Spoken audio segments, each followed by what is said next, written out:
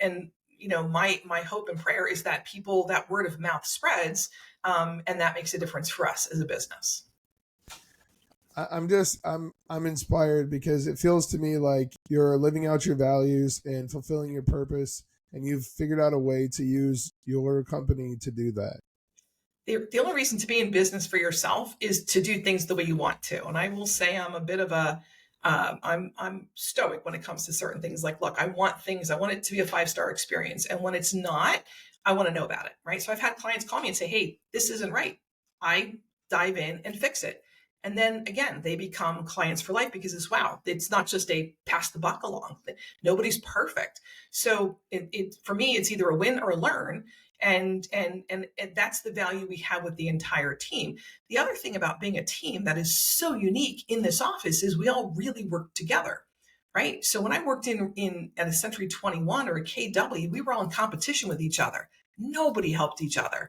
The values in my office, the culture is literally, we have our own Slack channel. It's like, look, I need help with this. This is going on. Who can help with this? Who can help with that? And everybody, more often than not, you get 2 or 3 people going, yeah, I got this. When we're running these contractors, there was a day where one of the contractors took the key from the lockbox. I'm like, oh God.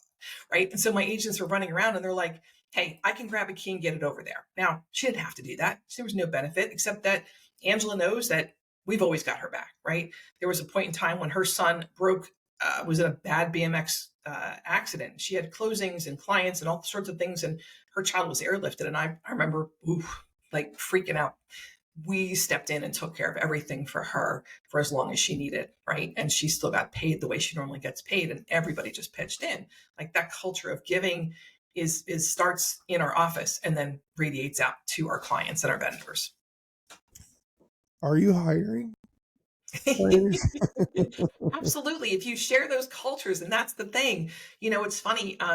My team was much bigger, years ago and before COVID, and little by little, the things that we do here and we love doing, people sometimes think they can do it and don't need the support, and that's fine.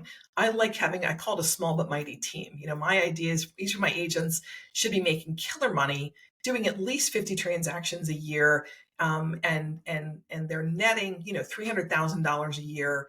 That's net. That's not gross commission, and they're paying for everything else. We pay for everything, and they get to have a life. And so that to me is like the ultimate. I mean, as a single parent, when I got into this business, doing it all, I was working 16 hours a day. And both of my kids said, there is no way in hell I would do what you're doing, right? Both of my kids were like, what are you doing? Why? And it was like, I'm building a business. And if I don't do it, it doesn't get done. And they didn't like it. They hated it.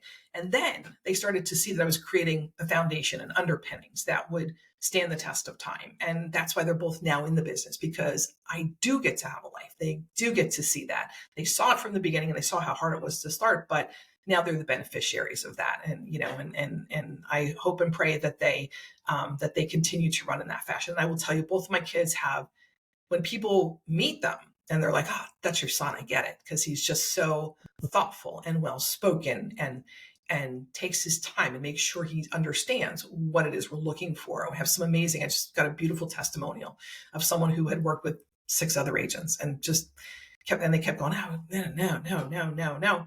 And we only want to work with the listing agent. And P.S., my son was a buyer's agent at the time. And they were like, he actually listened to us. He actually found us what we were asking for, not just throwing stuff against the wall. So he listens because he knows, he learned that from me, like really paying attention. Goodness knows, for enough summer and after schools, it was like, okay, my kids are coming with me for this showing or for this contract signing or for whatever. They had to be there, and they were good kids, right? So they took a lot in by osmosis. It's the same way I train my staff, though. The rest of them learn it the same way. And so, I've gotten bigger, and then I've hit a point where it's like, look, if I add 1 or 2 people a year that are as good culturally and have those morals and values, then I can teach you the rest, right?